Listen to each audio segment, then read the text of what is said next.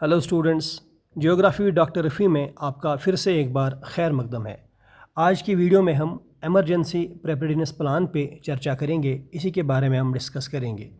आपको मैं ये बताता चलूँ कि डिज़ास्टर मैनेजमेंट साइकिल जो है उसके 4 फेजेज़ हैं, जिसमें सेकंड फेज़ है हमारा एमरजेंसी प्रिपेयर्डनेस। तो उस एमरजेंसी प्रिपेयर्डनेस में काफ़ी सारे पॉइंट्स आते हैं या उसके काफ़ी सारे कंपोनेंट्स हैं। उनमें एक कंपोनेंट है एमरजेंसी प्रिपेयर्डनेस प्लान कि हमें ये प्लान बनाना है, कैसे बनाना है, इसके बारे में थोड़ा सा देख लेते हैं। हमें मालूम ही है एमरजेंसी प्रिपेयर्डनेस असल में है क्या।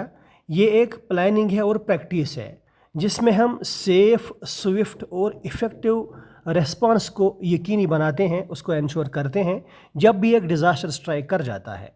तो इसमें कुछ चीज़ें आती हैं, जैसे इसमें क्या क्या आता है। रिस्क असेसमेंट, कि हम लोग पहले जो है अपने आसपास के इलाके की रिस्क का असेसमेंट करते हैं कि हम कितने जो है रिस्क में हैं, कम रिस्क की हैं या ज़्यादा रिस्क की हमारा एरिया या हमारा घर या हमारा मकान या हमारा ऑफिस, जहाँ भी हम रहते हों या काम करते हों। और उसके अलावा इसमें स्ट्रेटजीज़ ऑफ प्रिवेंशन भी आती हैं, और उसके अलावा स्टॉक पाइलिंग की स्ट्रेटजीज भी आती हैं, जिस स्टॉक पाइलिंग में हम फूड को स्टॉक पाइल करते हैं, जमा करते हैं, वाटर को जमा करते हैं, मेडिकल इक्विपमेंट्स को जो है यकीन दहानी बनाते हैं, और पर्सनल प्रोटेक्टिव इक्विपमेंट्स के अलावा और भी बहुत सारी नेसेसिटीज़ को होता है जो कि हमें इमरजेंसी से पहले इंश्योर करनी होती है। हमारे पास है नहीं है, हम उनके लिए जो है जब भी डिज़ास्टर आता है उसके लिए हम प्रिपेयर हैं या नहीं है। तो इसमें जो है देयर आर सेवरल स्टेप्स, इसमें बहुत सारे सेवरल टाइप्स ऑफ इमरजेंसीज़ हैं। बहुत सारी इमरजेंसीज़ आती हैं या बहुत सारे डिज़ास्टर्स आने का जो है ख़दशा रहता है, अंदेशा होता है। जैसे कि अगर हम नेचुरल डिज़ास्टर्स की बात करें, हरिकेन आता है, उसमें अर्थक्वेक भी आ सकता है, टॉर्नेडो, फ्लड या वाइल्ड फायर से जो है डिज़ास्टर मतलब जो है प्रमोट हो सकता है, डिज़ास्टर आ सकता है। तो ए कम्प्रहेंसिव इमरजेंसी प्रिपेयर्डनेस और रिस्पॉन्स प्लान, इसका जो है इसमें क्या क्या आता है। It encompasses A variety of potential emergencies, मतलब बहुत जो है हर टाइप की या बहुत सारी किस्मों की जो इमरजेंसीज या डिज़ास्टर्स आ सकते हैं, जिनका रेंज हो सकता है जो from natural disasters to public health emergencies. चाहे वो डिज़ास्टर्स जो आने की संभावना हो वो नेचुरल डिज़ास्टर्स हो या पब्लिक हेल्थ इमरजेंसीज़ हो, और हर डिज़ास्टर की जो है अलग अलग उसके लिए मतलब कि अलग अलग प्लानिंग और रिस्पॉन्स की उसके लिए ज़रूरत होती है। तो हम थोड़ा सा इसको और देख लेते हैं। रेड क्रॉस एक इंटरनेशनल और नेशनल वॉलंटरी जो है ऑर्गेनाइजेशन है, उसने रिकमेंड किया है जब भी आप जो है प्रिपेयर्डनेस प्लान बनाएंगे तो उसमें 3 चीज़ों का आप ध्यान रखेंगे। सबसे पहले आप जो ये प्लान बनाते हैं इमरजेंसी प्रिपेयर्डनेस प्लान, तो ये अपने फैमिली मेम्बर्स के साथ आप डिस्कस करें इसको कि how to prepare and respond to types of emergency, कैसे जो है हमें प्रिपेयर रहना है, तैयार रहना है, और जब एक डिज़ास्टर आता है उसका रिस्पॉन्स कैसे देना है हमें, कि सो दैट कि most likely to happen where you live, खासकर उस एरिया में जहां आप रहते हैं।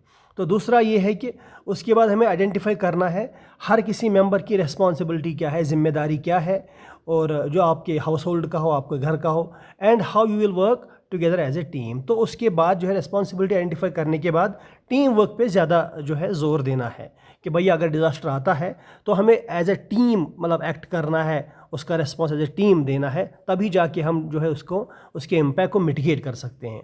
तो उसके बाद जितने भी हमने इसमें एलिमेंट्स जो है इस प्लान में इंश्योर किए हों उनको प्रैक्टिस करना है एज़ मच एज़ पॉसिबल।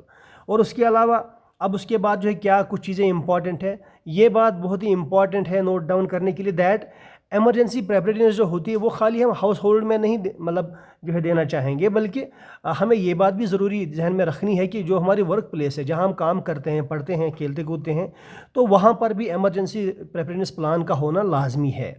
और एमरजेंसी प्रिपेयर्डनेस प्लान जो होगा हमारी वर्क प्लेस पे कैसा होना चाहिए, वहाँ पे एक ब्लूप्रिंट तैयार होना चाहिए। या घर पे तो हम घर वालों को इन्वॉल्व कर देंगे उसमें, लेकिन वर्क प्लेस पे हमें जो है सारे एम्प्लॉयज़ को उसमें इन्वॉल्व करना है कि भैया अगर डिज़ास्टर आया तो what will happen in case of an emergency, तो उस टाइम पे क्या हो सकता है और आपको क्या करना है। और उसमें जो है उन सारे एम्प्लॉयज़ के लिए क्लियर इंस्ट्रक्शन होनी चाहिए कि भाई अगर हम कहीं पे फंसें या फंस गए और बाहर निकलने का कोई रास्ता नहीं होगा तो हमारे अल्टरनेट इवैक्यूएशन प्रोसीजर्स क्या होंगे या रूट्स क्या होंगे। और फर्स्ट एड बॉक्सेस, मान लो कहीं पे आग लग गई, धुआं भर गया हर कंपार्टमेंट में, हर रूम में, तो फर्स्ट एड की लोकेशंस कहाँ पे, जहाँ पे फर्स्ट एड बॉक्स रखा होगा, या आपका जो है ड्राई केमिकल पाउडर रखी होगी, या कोई कार्बन डाइऑक्साइड का जो है फायर एक्सटिंग्विशर रखा होगा। तो इन सब के चीज़ों के बारे में उन सारे एम्प्लॉयज़ को जो है बताना ज़रूरी है। तो उसके बाद जो है थोड़ा सा और देख लेते हैं इसमें। अब सम कॉमन मिस्टेक्स पे आते हैं। कुछ गलतियाँ होती हैं हम सब से, तो जो लोग करते हैं जब वो प्रिपेयर करते हैं एमरजेंसीज़ के लिए या डिज़ास्टर्स के लिए, मतलब डिज़ास्टर के आने से पहले क्या क्या गलतियाँ हो सकती हैं। सबसे पहली गलती ये है not having an emergency plan. Not having an emergency plan ये एक जो है it is one of the most common mistakes. ये बहुत बड़ी और कॉमन मिस्टेक है जो लोग मतलब करते हैं। अक्सर ये गलती कर बैठते हैं कि भाई कोई एमरजेंसी प्लान नहीं रखते हैं जहन में। It is important to have a plan in place that outlines what you and your family will do. भाई इमरजेंसी के टाइम ये जो है इंश्योर करना ज़रूरी है। एक प्लान का होना बहुत ही लाजमी है कि अगर कोई डिज़ास्टर आया तो उस टाइम पे क्या करें। सो प्लान का होना ज़रूरी है, अगर ये नहीं होगा तो वो मिस्टेक है। दूसरी बात, not having an emergency kit. अब अगर हमने एमरजेंसी का प्लान बना भी लिया लेकिन एमरजेंसी किट नहीं है हमारे पास। एमरजेंसी किट क्या होता है? That's a collection of basic items जो हमारे हाउस होल्ड में ज़रूरत लगती है उनकी in the event of emergency.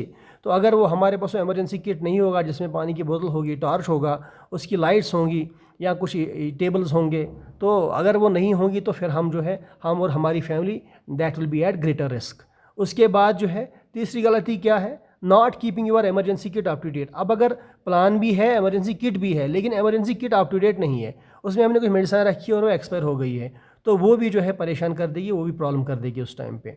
और नंबर 4 जो है not practicing your emergency plan. अगर हम अपने एमरजेंसी प्लान को जो है प्रैक्टिस नहीं करते हैं तो ये बहुत ही महत्वपूर्ण है, बहुत ही क्रूशल है एमरजेंसी प्लान को जो है प्रैक्टिस करना बार बार। इसके अलावा एक और इम्पॉर्टेंट गलती जो हम लोग कर बैठते हैं वो क्या है? Not staying informed. Staying informed about the latest news and weather updates is crucial. Weather updates के बारे में, लेटेस्ट न्यूज़ क्या होंगी डिज़ास्टर्स के बारे में, अगर कभी बारिश आई तो क्या तूफ़ान आ सकता है, टॉर्नेडो बन सकता है, साइक्लोन आ सकता है या फ्लड आ सकता है या अर्थक्वेक आया, तो उस टाइम पे हमें जो है वी मस्ट बी इन्फॉर्म्ड कि भैया लेटेस्ट न्यूज़ क्या है, वेदर अपडेट्स क्या है। अगर हम मतलब अपडेट नहीं रहे तो that can put us in मतलब that can put us as well as our families at greater risk. अब जो आखिर में ये बात करनी ज़रूरी है, ओवरऑल जो गोल होता है इमरजेंसी प्रिपेयर्डनेस का और इमरजेंसी रिस्पॉन्स का, वो होता है कि हम जो है सेफ्टी को जो है यकीनी बनाएं by preparing for possible disasters. उसके बाद एक तो इसको यकीनी बनाएं और यूं ही डिज़ास्टर स्ट्राइक कर जाता है उसका हम एकदम से क्विक रेस्पॉन्स दे दें सो दैट कि डैमेज जो है वो मिनिमम हो, कम से कम हो, और जब भी वो आए and limiting exposure to any hazardous material. और जो भी कोई कहीं पे जो है हज़ारस चीज़ रखी होगी तो उसका एक्सपोजर कम से कम हो या बाकी कोई डेंजर भी हो इससे रिलेटेड। तो keeping emergency plans up to date and regularly testing them is crucial. ये सबसे इंपॉर्टेंट पॉइंट है कि कीपिंग एमरजेंसी प्लान, क्योंकि हम प्लान की ही बात कर रहे हैं, इस एमरजेंसी प्लान को अप टू डेट रखना और रेगुलरली टेस्ट करना ये सबसे महत्वपूर्ण है। Thank you very much.